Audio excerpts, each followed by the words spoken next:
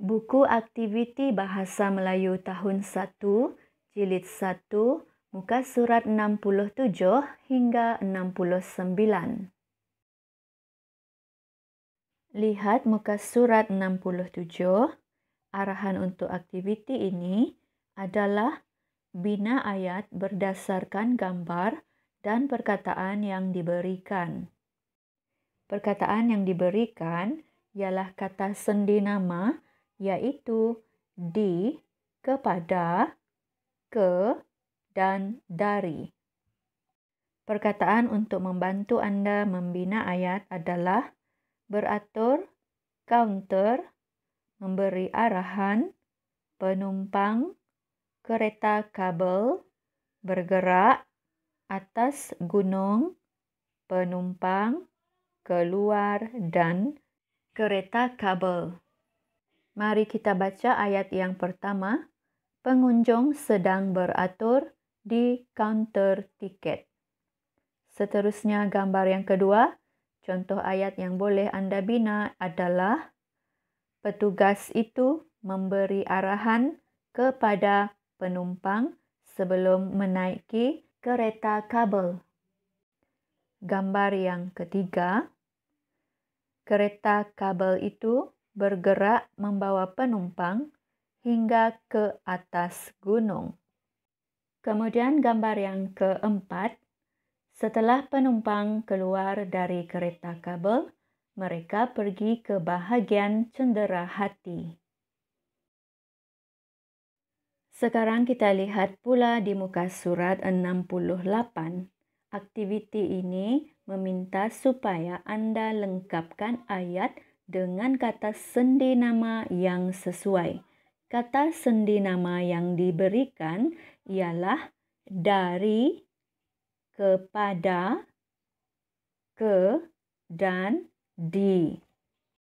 Jom kita baca dan lengkapkan petikan ini. Aiza dan keluarganya hendak pergi ke stesen kereta api Alor Setar. Mereka bertolak dari rumah pada pukul 8 pagi. Pada pukul 8.30 pagi, mereka tiba di stesen kereta api Alor Setar. Mereka sekeluarga hendak pergi ke Kuala Lumpur. Ayah meletakkan keretanya di tempat letak kereta berbayar. Aiza dan keluarganya menaiki kereta api elektrik atau ETS. Selepas menunjukkan tiket kepada petugas kereta api, mereka pun dibenarkan masuk ke dalam ETS. Aiza berasa seronok menaiki kereta api ini. Dalam perjalanan, petugas ETS mengedarkan risalah tentang keselamatan. Risalah itu diedarkan kepada para penumpang. Akhirnya mereka tiba di Kuala Lumpur dengan selamatnya. Sekarang kita nak buat aktiviti di muka surat 69. Arahannya adalah lengkapkan teks cerita dengan perkataan yang sesuai.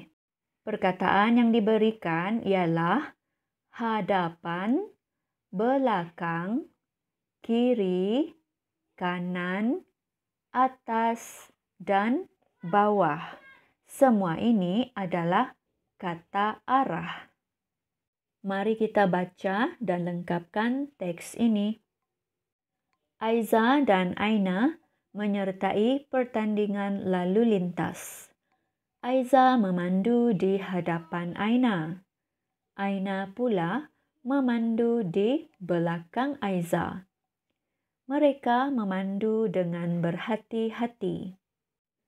Di sebelah kiri mereka terdapat balai polis. Di sebelah kanan pula terdapat stesen minyak. Apabila tiba di persimpangan, mereka melihat lampu isyarat. Lampu isyarat berwarna merah terletak di bahagian atas. Di bahagian tengahnya, lampu isyarat berwarna kuning. Lampu isyarat berwarna hijau pula terletak di bahagian bawah. Mereka mesti mematuhi lampu isyarat. Akhirnya, mereka selamat tiba di garisan penamat. Aiza berjaya menjadi Johan.